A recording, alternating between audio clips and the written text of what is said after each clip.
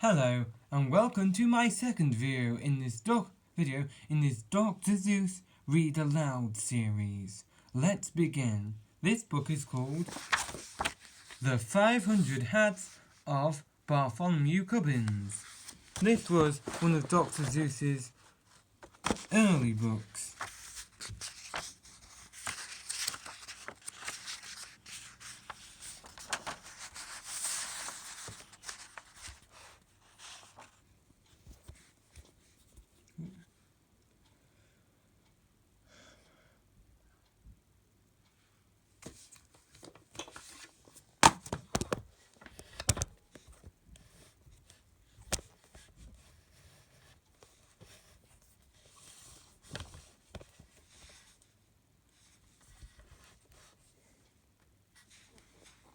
Okay.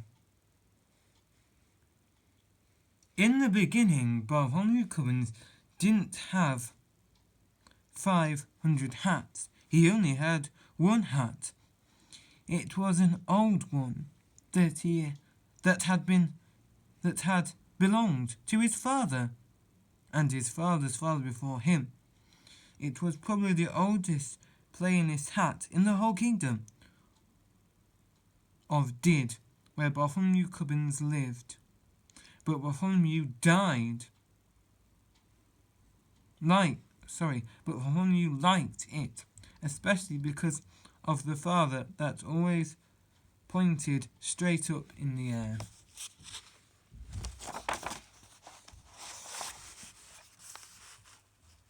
The kingdom of Did was ruled by King Derwin. His place stood high on top of the mountain. From his balcony he looked down over the houses in all subjects, first over the spires of noblemen's castles, across the broad roofs of rich men's mansions. Then over little houses, the townsfolk of the huts of the farmers far off in the fields. It was a mighty view, and it made King Derwin feel mighty important.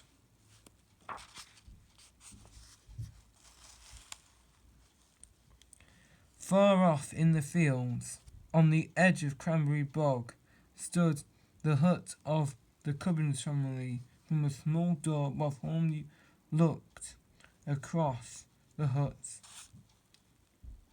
of the farmers to the houses of the townsfolk, and then to the rich men's mansions and the noblemen's castles, up to the great towering palace of the king.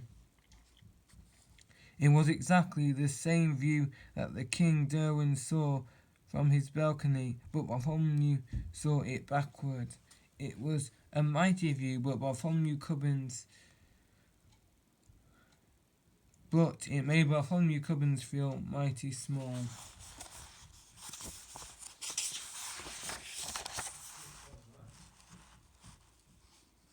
Just after sunrise, one Sunday morning, Bartholomew started for town. He felt very happy. A pleasant breeze whistled through the feather in his hat. In his right hand he carried a basket of cranberries.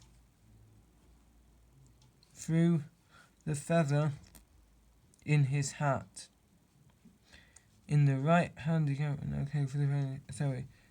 breeze through the feather in his hat. In the right hand he carried a basket of cranberries.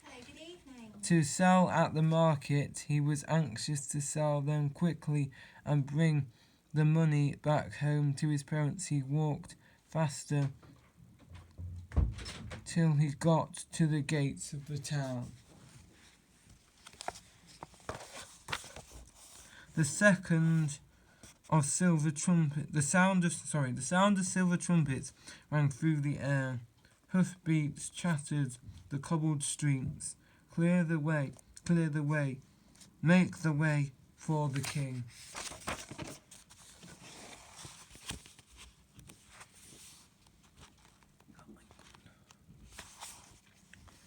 All the people rushed for the pavements. They drove their carts right up over the curbstones. Bartholomew clutched his basket tighter. Around the corner dashed 50 trumpets on yellow-robed horses. Behind them, on crimson-robed horses, came the king's own guards. "Hats off," the king shouted. Captain of the king's own guards. On came the king's carriage, white and gold and purple. It rumbled like thunder through the narrow street. It swept past Bartholomew. Then suddenly, its mighty brakes shrieked. It lurched and stopped. The whole procession stood still. Bartholomew could hardly believe what he saw. Through the window of the carriage, the king himself, staring back straight at him. Bartholomew began to tremble. "Back up," the king commanded the royal coachman. "Back up," the king commanded the royal coachman. All coachmen shouted to the horses, and the king's own guards shouted to their crimson-robed horses. King's own guards and horses. The trumpets sounded their yellow-robed horses. Very slowly the whole procession backed down the street until the king's carriage stopped right in front of Bartholomew.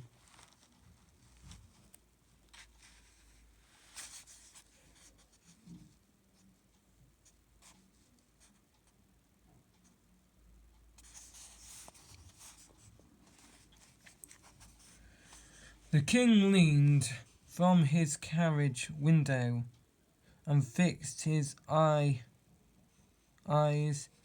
defiantly on Bartholomew Cubbins. Well, he demanded. Bartholomew shook with fright. I ought to say something, he thought to himself. But he could think of nothing to say. Well, demanded the king again. Do you not take off your hat before the king? Yes, indeed, sir, answered Bartholomew, feeling greatly relieved. I do take off my hat before my king. Then take it off this very instant, commanded the king, more loudly than before. But, sir, my hat is off, answered Bartholomew.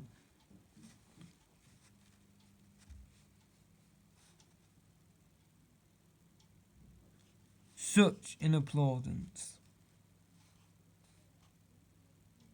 shouted the king, looking angry. How dare you stand there? Tell me your hat is off. Don't like to say you're wrong.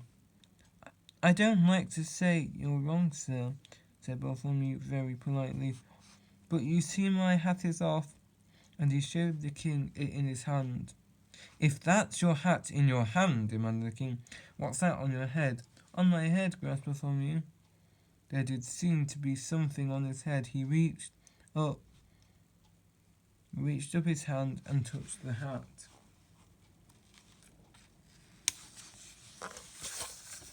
Ooh.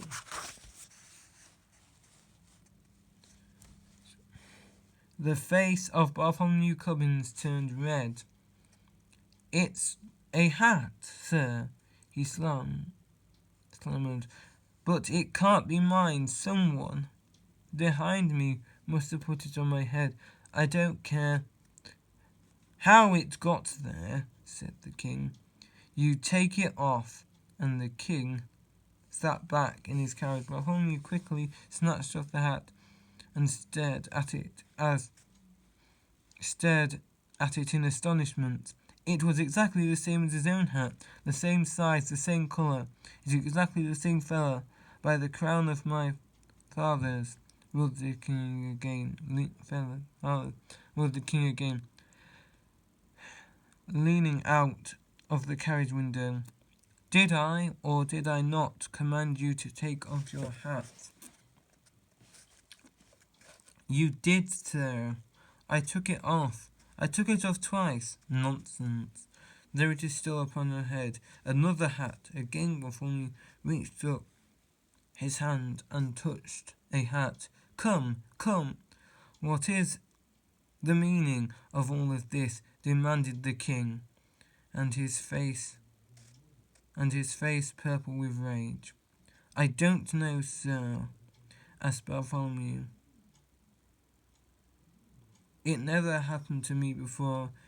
The king was now shaking with such fury the carriage rocked on its